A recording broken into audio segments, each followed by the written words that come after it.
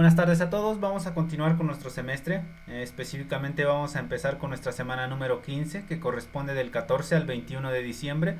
Esta semana vamos a estar continuando con nuestra unidad 5, que todavía estamos en el área de las magnoliales. Entonces para esta semana vamos a entregar 4 evidencias. El primero corresponde a los conceptos de la clase. El segundo a la evaluación del proyecto 1, es decir, aquí tiene proyecto 1 porque ya va a ser el integrado, ¿no? Es decir, mejorar toda la estructura, toda la parte de la redacción y la secuencia de todas las actividades que hemos desarrollado durante el semestre. Nuestro punto 3, que corresponde a los platillos con base en el maíz de tu región. Específicamente tenemos algunos platillos interesantes de cada municipio, entonces tú ahí vas a hacer ese platillo y aquí vamos a entrar al siguiente punto, a ver ese análisis de costo-beneficio. Entonces nosotros vamos a aprender a diferenciar entre precio, costo al público al cual tú le vas a asignar un platillo. El platillo, pues obviamente en las semanas pasadas tú ya conociste la receta, el procedimiento a elaborar. Ahora tú vas a hacer vas a evaluar esas condiciones de cuánto vale, cuánto cuesta. Entonces vamos a nuestro temario, vamos a la pantalla 2. Vamos con nuestro punto número 12, que son las ninfaeales. Habíamos dicho que tenemos plantas con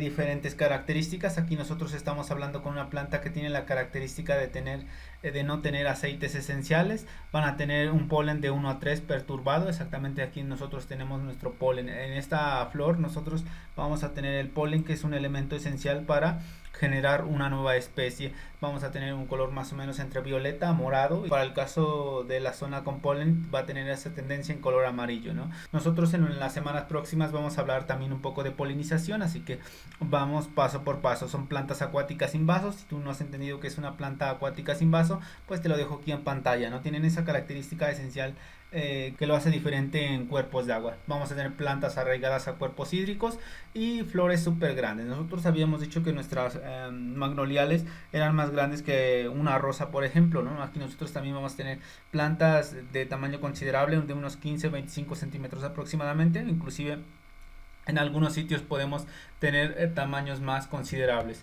Nosotros tenemos aquí algunas características, lo señalo aquí en pantalla. Vamos a tener diferentes estambres laminares que van a ir de ese color amarillento por la condición de polen hasta una tendencia en color violeta. Vamos a tener corola espiralados. ¿Qué significa espiralados? Pues que tienen como literal espirales, ¿no? Nosotros aquí podemos ver cómo es la secuencia de nuestra flor. Vemos cómo está ordenado de manera en espiral. Vamos a nuestro punto 8, que también van a tener esa característica de tener su esporangio. Vamos a hablar de nuestra siguiente flor, que es la Astrobaileyacea. Aquí nosotros seguimos teniendo esa tendencia de tener flores grandes, usualmente solitarias. ¿Qué quiere decir solitarias? Que va a ser como que muy individuales, ¿no? Nosotros aquí vamos a tener el polen, es decir, va a estar almacenado en esta estructura. Vamos a tener la sección del óvulo, de los microfilos, de la estructura vascular de la planta. Exactamente esta es la estructura donde están almacenado ese polen, ¿no? Nosotros acá, si lo veríamos en punto completo, tendríamos todos los pétalos en esta sección. Lo marco para que te des una idea. Más o menos tendrías esta secuencia de la flor, ¿no? Aquí estaría toda la flor y este sería la parte de los esporangios. Exactamente, el esporangio pues es todo esto, ¿no? Acá lo puedes ver ya con el nombre. Tenemos aquí los términos en inglés, sin embargo no están tan complicados de entenderlos. Vemos sus dimensiones. Para en este caso tenemos dimensiones pequeñitas porque son de 1 milímetro, es decir, un tamaño diminuto. Nos vamos a un tamaño diminuto, nos vamos a la siguiente diapositiva. Acá nosotros tenemos un ejemplo en real, es decir, cómo lo veríamos. Tenemos aquí ya los pétalos, los que dibujaba allí en PowerPoint, pues acá ya los puedes ver, ¿no? Tiene esa tendencia entre color crema, blanco, un poco cercano al color amarillo. Tenemos nuestros estambres laminares, los carpelos libres. ¿Qué son los carpelos libres? Pues son esta parte como que parece un helado de galleta, ¿no? Ese helado de galleta, bueno, esa estructura pues va a tener aquí todo el polen y las semillas. Exactamente, va a ser una planta muy abundante en la zona de Australia. Sin embargo, también podemos encontrarlo de manera artificial en nuestra República Mexicana y también en algunos jardines botánicos. Vamos a tener estambres laminares, como lo habíamos dicho, carpelos libres, flores grandes de dimensiones considerables y requieren condiciones de alta humedad, es decir, lo vamos a encontrar donde las precipitaciones son altas y las condiciones de vegetación es abundante. Vamos con nuestras flores, las Winteraceae. Este es uno clásico para nuestra República Mexicana y también lo vamos a encontrar en forma de arbustos y de árboles. Vamos a tener xilemas invasos. Si ya se te ha olvidado los xilemas, lo vimos específicamente en los pinos, ¿no? Es como que esa estructura del tronco. Es decir, los vasos que tenía el xilema de nuestros pinos, pues acá no va a estar presentándose. Vamos a tener varios estambres, varios tépalos, que decíamos que eran los tépalos, como los pétalos de una rosa, no solamente que acá se le conoce de una forma diferente, porque tiene más o menos similitudes con el tallo y las hojas. Tienen más o menos similitudes con las hojas, se desarrolla en zonas con alta humedad, decíamos que son flores que a simple vista tú puedes ver que son delicadas, ¿no? Y que conservan una gran cantidad representativa de humedad. Nos vamos al punto 10, que son nuestras anoceaes. Son más o menos parecidos a nuestras chirimoyas, de hecho ese es el nombre que se le ha asignado. Vamos a tener en diferentes tamaños, en tamaños arbustales y también en tamaños de árboles. Vamos a tener un fruto carnoso y también vamos a tener dimensiones considerables. Nosotros aquí vemos nuestra fruta, que son ¿cómo se llama? Tiene la esencia de una chirimoya. Aquí nosotros tenemos nuestras semillas, que son el elemento esencial para otra especie, su condición de floración. Nosotros vemos aquí condiciones de una sola sección trimera, es decir, de 3 tépalos, aunque va a haber diferentes flores, como por ejemplo acá nosotros tenemos una planta que también se da en nuestra República Mexicana, que también va a ser una anoceae y tiene como que secciones trimeras, pero ya no solo uno. Aquí nosotros tenemos una sección de 3, 1, 2 y acá estaría 3, pero vuelve a tener otro cano que tiene 1, acá tendría 2 y acá estaría la siguiente sección. Se vuelve a cumplir esa condición de 3, grupos de 3 trimeras. Vamos a nuestro punto 11, nuestras miricaceas, que van a ser árboles dioicos, que decíamos que eran dioicos, que puede tener el gameto masculino y el femenino en la misma planta, ¿no? Es decir, a lo mejor en la parte baja de la planta nosotros vamos a tener condiciones florales que van a dar la generación femenina, es decir, del óvulo femenino, y en nuestra parte alta vamos a tener la generación del gameto masculino. O viceversa, va a depender de qué especie estamos hablando. Vamos a tener presencia de nervaduras, que decíamos que eran las nervaduras como que estas secciones, ¿no? Que se van dividiendo, como en las semanas pasadas decían que son similares a la vena de las venas que te marca el cuerpo humano. Pues también nosotros aquí tenemos esas estructuras, nervaduras se le denomina en término técnico. Arillo carnoso, que quiere decir que sea un arillo carnoso, pues esta estructura, ¿no? Sus semillas van a tener como esa estructura consolidada. De hecho se le conoce como nuez moscada, porque pues literal tiene esta estructura. Vamos a tener nuestro arillo carnoso, que acá ya lo podemos ver porque ya se le cayó estas estructuras, ¿no? Esta estructura de fuera, aquí podemos ver el arillo carnoso, que ya es cuando está verdecito, que por ejemplo aquí está en verdecito, pero se va a ir secando esta parte como hoja hasta quedar en esta estructura y finalmente solo nos queda el arillo carnoso. Acá lo podemos ver. Bueno, acá no me gustó mucho cómo dibujaron la hojita, pero esta es similar a la flor. Bueno, estos se van a hacer al finalmente como que la vaina de la semilla y se van a ir secando. Después de que se sequen únicamente queda el arillo carnoso, después queda la estructura de la nuez, ¿no? Entonces vamos a nuestro punto número 13, nuestras ceratofilaceas. Nuestras ceratofilaceas es un elemento muy clásico para nuestros campos agrícolas, nuestras zonas de regiones con poca urbanización, tanto para nuestra República Mexicana como para diversas secciones de nuestro planeta. Tenemos hojas paraleladas. ¿Qué quiere decir paraleladas? Tenemos hojas paralelas, que quiere decir paralela, una a la derecha, una a la izquierda, una a la derecha, una a la izquierda, o bueno, su lado contrario, ¿no? Es decir, que sean netamente simétricos. Lo has visto aquí en todas las zonas agrícolas con maíz, porque es muy abundante, inclusive a veces tienes más flores de esta estructura que el cultivo de maíz que hayas generado en tu región, ¿no? En donde tú habitas, ¿va? Tenemos que tener condiciones altas de humedad. Aquí nosotros vemos estas zonas con charcos. Aquí nosotros tenemos excelente humedad y seguramente estas son las semillas que en tiempos futuros van a estar creciendo. Vamos a tener también esas flor masculinas y femeninas. También puede ser dioicos, es decir, que se presenten ambos gametos en la misma planta, como va a ser nuestra flor masculina. Aquí pasa algo contrario, ¿no? La flor masculina es como que más estético, más elegante, por decirlo así, que nuestra flor femenina, ¿no? Nuestra flor femenina como que está un poco como que con estructura inversa, ¿no? Parecen que los tépalos están hacia abajo de la estructura de la flor en vez de hacia arriba como nuestra flor masculina. Entonces aquí nosotros tenemos nuestro fruto más o menos entre una sección en forma de valla, que es donde van a estar almacenando las semillas. Nuestro punto 14, que son las ranunculares.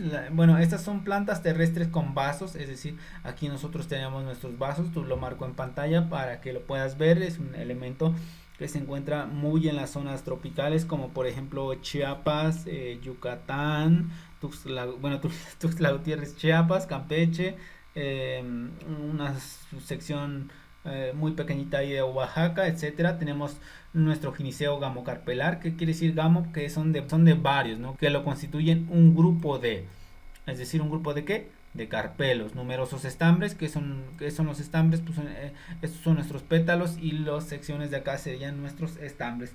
Adaptación a diversas condiciones climáticas. Aquí a condiciones climáticas nos vamos a enfocar específicamente en estacionalidad, ¿no? En estacionalidad a que me refiero, que puede florecer más por ejemplo, en temporada de primaveras, cuando una región, por ejemplo, donde haya baja precipitación, pues por la condición de estacionalidad, pues tiende a llover más, ¿no? Por ejemplo, de marzo a octubre, que es como lo marca los libros de meteorología y climatología. Cuando la precipitación aumenta, pues tienden a nacer estas especies.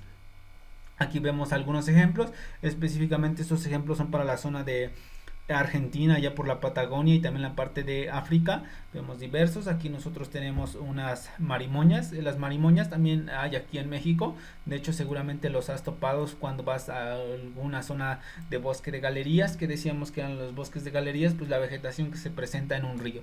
También tenemos un botón de oro. Los botones de oro bueno, aquí en México pues hay muy poco, ¿no? A lo mejor de manera artificial.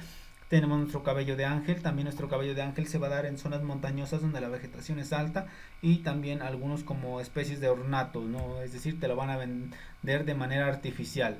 Y bueno, como estás viendo, ya estamos concluyendo con nuestra unidad 5, así que vamos a generar algunas 5 preguntas que son importantes para entender cómo vamos a utilizar a la materia en el turismo, ¿no? La primera pregunta es: ¿cuál es la importancia de la flora en México? Obviamente puedes darle ese tinte biológico, pero si tienes el tinte netamente turístico, pues sería esencial, lo vas a incluir en tus apuntes. Y vas a anotar la segunda pregunta, que nos dice: ¿qué estrategias implementarías para conservar las especies de flores presentes en México? Es decir, campañas de conciencia, campañas de sensibilización, no sé, zonas donde puedes generar jardines botánicos, por ejemplo nuestro instituto. ¿Por qué se dice que México es un país megadiverso? ¿Qué actividades turísticas implementarías a tu localidad tomando como base la flora del sitio? Aquí puede que suene un poco con ruido, ¿no? Podría ser en tu localidad, es decir, en tu localidad. Entonces vamos a editarlo aquí. Una vez que hemos editado, puedes ya ir pensando qué actividades vas a desarrollar. Nos vamos a nuestra pregunta número 5, que dice: desde tu punto de vista, ¿cuáles son las amenazas que tiene la flora en tu localidad? Obviamente que tenemos la condición más importante y la más destructiva, que es la urbanización, es decir, la construcción de viviendas. Sin embargo, no podemos contra ella, nos tenemos que adaptar. Entonces tú tienes que como que generar estrategias e identificar otras amenazas, como cuáles, como la contaminación. Para nuestra zona en la que nos encontramos, por beneficio, pues no tenemos actividades industriales significativas, pero hacia allá vamos, ¿no? Eso sí lo podemos detener porque todavía no está, o más bien, más que detener, como que estructurarlos de una forma eficiente, ¿no? Que tenga esa visión sustentable, esa visión de cuidar el futuro de la siguiente generación humana. Menciona algunas ventajas de generar turismo a partir de la flora, es decir, si hay dinero, si promueves el desarrollo de la localidad, si se cuida la biodiversidad, etcétera. Nos vamos a nuestro siguiente punto. Vamos a hablar de las angiospermas. Las angiospermas son similares a nuestras magnoliales, solamente que tienen la característica de vivir dentro del recurso hídrico de manera emergente, y que ha datado desde hace un tiempo considerable, ¿no? ¿Desde cuándo? Desde el Cretácico inferior, es decir, hace 125 millones de años, constituido por más de 300.000 especies, 320 familias en las cuales se agrupan, pero en especies tenemos una cantidad diversa tanto en nuestra República Mexicana como en su mayoría en la zona del trópico hacia América del Sur. Vamos a tener dos generaciones multicelulares alternadas, es decir, algunos van a fungir como el gameto masculino y otro como el femenino. Nuestros esporangios nacen siempre en las hojas, es decir, a partir de las hojas nosotros vamos a tener aquí nuestros esporangios, aquí nosotros vemos nuestras expansiones carpelares, nuestra longitud de la flor, nuestras hojas flotantes. Decíamos que son especies que viven netamente en zonas, hidrológicas, pues aquí lo tenemos, lo podemos ver, ¿no? Nuestro ovario donde se van a estar almacenando las semillas. Aquí ya se empiezan a caer estas estructuras que nosotros decíamos que le vamos a denominar tépalos. Entonces ya una vez que empiecen a caer esas estructuras, pues nosotros vamos a generar nuestro fruto. Este es un ejemplo con una Victoria cruciana, un ejemplo muy clásico para este tipo de especies, este tipo de familias. Vamos a tener un microesporangio o saco polínico donde se van a almacenar pues esa condición de transportar ese agente que es esencial para la nueva especie, ¿no? Polínico se refiere que está liberando una parte del gameto para producir una nueva especie. Vamos a tener granos de polen, bueno, aquí lo denominan granos de polen, que es un término más adecuado, nos dice que son liberados al exterior a la espera que agentes externos lo transporten hasta el óvulo. El grano de polen emite un tubo polínico para fecundar al óvulo, es decir, va a depender de las condiciones del ambiente, del aire, de abejas, que es un elemento muy esencial para nuestra polinización, de las cuales vamos a estar hablando más adelante. Se reproducen sexualmente formando después de una doble fertilización flores, frutos y semillas. La principal diferencia con las gimnospermas es que los óvulos están encerrados en un ovario que posteriormente se convertirán en un fruto. Es decir, como que la diferencia de nuestra especie anterior, la principal función de la flor es producir frutos, semillas.